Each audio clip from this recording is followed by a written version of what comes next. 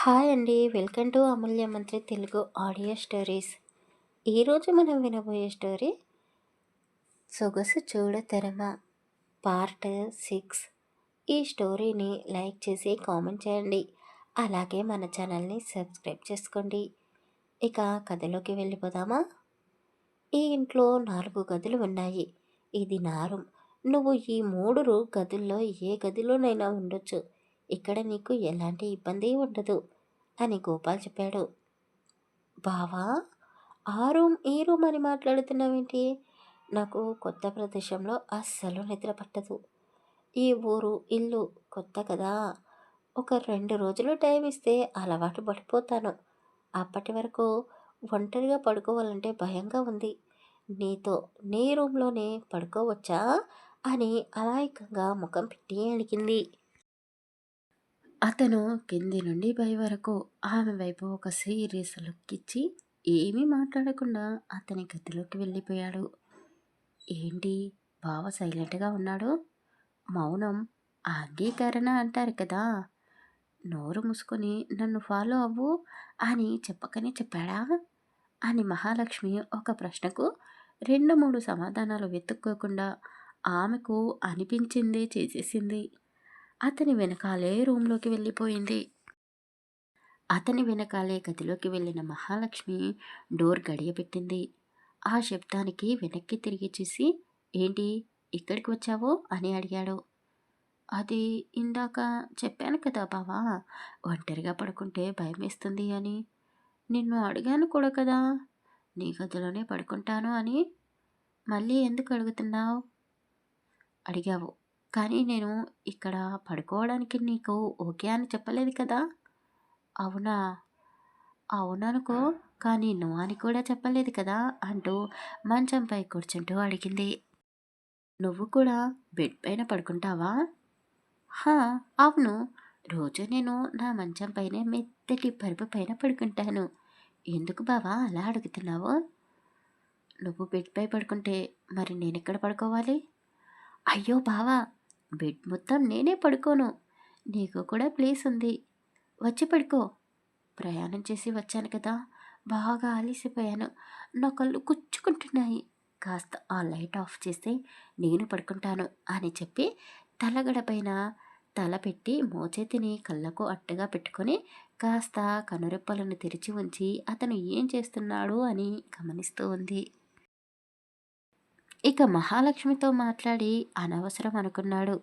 అసహనంగా ఆమె వైపు చూస్తూ ఫోన్ తీసుకొని కొంతమంది ఫ్రెండ్స్తో బిజినెస్ గురించి మాట్లాడాడు.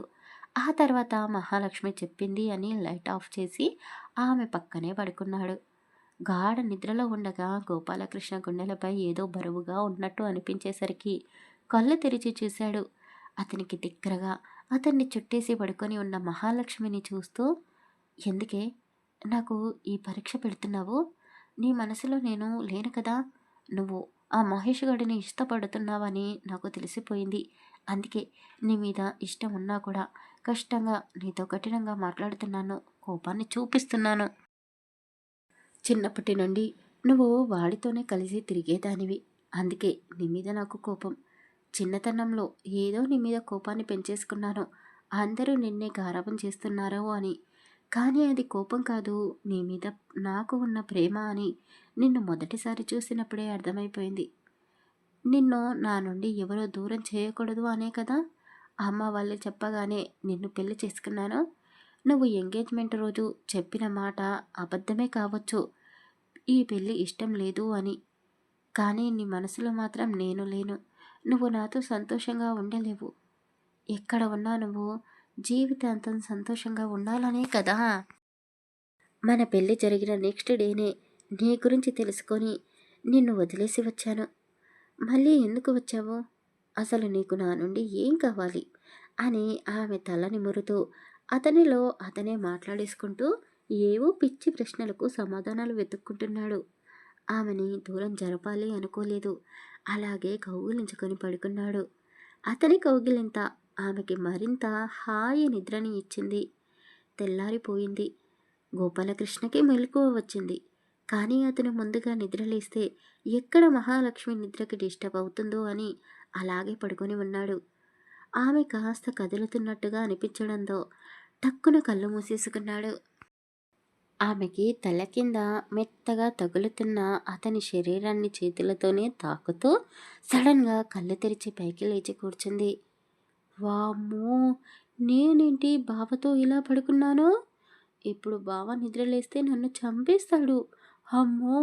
బావని కౌగిలించుకొని పడుకున్నానని అతనికి తెలియకూడదు అని మనసులోనే అనుకొని టక్కున లేచి ఫ్రెష్ అవ్వడానికి వెళ్ళిపోయింది. ఆమె వెళ్ళగానే గోపాలకృష్ణ కళ్ళు తెరిచొచ్చేశాడు. ఎందుకు మహాలక్ష్మి ఇలా చేస్తున్నావు? నేనంటే నీకు ఇష్టం లేదు కదా! అందుకే నేను కౌగిలించుకొని పడుకున్నందుకు బాధపడుతున్నావు. గిల్టీగా ఫీల్ అవుతున్నావు. పెద్దవాళ్ళ కోసం ఈ పెళ్ళికి తల వంచావని తెలుస్తుంది. ఎలాగైనా సరే నిన్ను నీ ప్రేమ దగ్గరికి, నువ్వు కోరుకున్న వాడి దగ్గరికి నేను నిన్ను చేరుస్తాను అని మనసులోనే అనుకుంటూ ఉన్నాడు. అప్పుడే అతని ఫోన్కి ఏదో మెసేజ్ రావడంతో అది చూసి చిరునవ్వు నవ్వుతూ, ముందైతే నా ప్రాబ్లంని సాల్వ్ చేసుకొని ఆ తర్వాత నీ ప్రాబ్లంని నేను సాల్వ్ చేస్తాను అని అనుకున్నాడు. మహాలక్ష్మి ఇప్పట్లో వాష్రూమ్లో నుండి బయటకు రాదు అని పక్క గదిలోకి వెళ్ళి ఫ్రెష్ అయ్యి తొందరగా రెడీ అయ్యాడు. అతని గదిలో ఉన్న ల్యాప్టాప్ ఫోన్ తీసుకోవడానికి అని రూమ్లోకి వచ్చాడు. మహాలక్ష్మి అప్పుడు వాష్రూమ్లో నుండి బయటికి వచ్చింది. ఆమె పూర్తిగా చీర కట్టుకోలేదు. అలా చుట్టేసుకొని వచ్చేసింది. అర్ధనగ్నంగా ఉన్న మహాలక్ష్మిని చూసి గోపాల్ నోరెళ్ళ పెట్టాడు. అతన్ని చూసి ఆమె కూడా సిగ్గుతో ముడుచుకుపోయింది. అప్పుడే స్నానం చేసి వచ్చింది కదా, నీటి బిందువులు ఆమె శరీరంపై మెరుస్తూ కనబడుతున్నాయి. అతనికి తెలియకుండానే 4 అడుగుల్లో దూరంగా ఉన్న ఆమె దగ్గరికి అతను చేరుకున్నాడు. తల నుండి కరుతూ ఉన్న నీటి చుక్క ముక్కుపై నుండి జారుతూ ఆమె కింది పెదవిపై పడింది. ఆ దృశ్యాన్ని చూసిన గోపాల్ ఆమె కింది పెదవిని 2 వేళ్ల సహాయంతో ముందుకు లాగాడు. చంద్రబింబం లాంటి ఆమె ముఖాన్ని మరో చేతితో కెలత వేస్తూ వణుకుతున్న ఆమె పై పెదవిని కూడా అతని పెదాలతో ముడివేసేశాడు. హించని ఆ చర్యకి మహాలక్ష్మి ఎలా స్పందించాడో అర్థం కావడం లేదు ఆమెకు. అతను మాత్రం పై పెదవి కింది పెదవి వదలకుండా చప్పరిస్తూనే లేత గులాబీ రంగులో ఉన్న ఆమె పెదాలని టమాటా పండులా మారే వరకు చప్పరిస్తూనే ఉన్నాడు. 15 నిమిషాల గాఢమైన ముద్దు తర్వాత ఆమెకి ఊపిరి తీసుకోవడం భారంగా అనిపించింది. ఆమె 2 చేతులు అతని చెస్టుపై పెట్టి బలవంతంగా బలాన్నంతా ఉపయోగించి వెనక్కి తోసేసింది. మరో లోకంలో ఉన్న అతను ఆమె అలా తోసేయడంతో ఒక్కసారిగా మంచంపై పడిపోయాడు. మహాలక్ష్మి చేతిలో ఉన్న చీరను కిందకి వదిలేసి గుండెలపై చెయ్యి పెట్టుకొని అమ్మా అని స్పీడ్గా కొట్టుకుంటున్న గుండెని కంట్రోల్ చేసుకుంటూ భారంగా ఊపిరి తీసుకుంటూ ఉంది. మహాలక్ష్మి పెదాలు ఎర్రగా అయిపోయాయి. కాస్త ఉబ్బిపోయి కూడా ఉన్నాయి. అసలు గోపాల్ ఏం చేశాడో అతనికి అర్థం కావడం లేదు. నేనేంటి ఇలా చేశాను? నాకేమైపోయింది? అని ఆమె వైపు చూశాడు. సారీ, సారీ, సారీ అని పదే పదే చెప్తూనే ల్యాప్టాప్ ఫోన్ తీసుకొని పరుగులాంటి నడకతో ఆ గదిలో నుండి బయటికి వెళ్ళాడు. కార్ డ్రైవ్ చేస్తున్నాడు. కానీ అతని ఆలోచన మొత్తం మహాలక్ష్మి చుట్టే తిరుగుతున్నాయి. ఎందుకు ఎందుకు నేను ఇలా చేశానో? మహాలక్ష్మిని చూడగానే కంట్రోల్ తప్పిపోయాను. తాళి కట్టాను అన్న హక్కుతో ఆమెకు ఇష్టం లేకుండానే ముద్దు పెట్టేశాను. ఇంతకు ముందు వరకు నీ మనసులో నేను ఎక్కడో ఒక చోట ఉన్నానేమో అనుకున్నాను. కానీ ఇప్పుడు నాకు పూర్తిగా అర్థమైపోయింది. నేనంటే నీకు అస్సలు ఇష్టం లేదు. అస్సలు ఇష్టం లేదు కదూ అని కన్నీళ్లు కారుస్తూ డ్రైవ్ చేస్తూనే ఉన్నాడు. ఇద్దరికి ఒకరి మీద ఒకరికి ఇష్టం ఉంది. కానీ వాళ్ళ ప్రేమని ఒకరితో ఒకరు చెప్పుకోలేకపోతున్నారు. గోపాలకృష్ణ మహాలక్ష్మి గురించి తప్పుగా ఆలోచిస్తున్నాడు. అసలు బావ నన్నెందుకు దూరం పెడుతున్నాడు అని మహాలక్ష్మి మరోలా ఆలోచిస్తూ ఉంది. వీళ్ళిద్దరి మధ్య ఉన్న ఈ అడ్డుతెర ఎలా తొలగిపోతుంది? తర్వాయి భాగంలో తెలుసుకుందాం. కథ నచ్చితే లైక్ చేసి కామెంట్ చేయండి. అలాగే మన ఛానల్ని సబ్స్క్రైబ్ చేసుకోండి.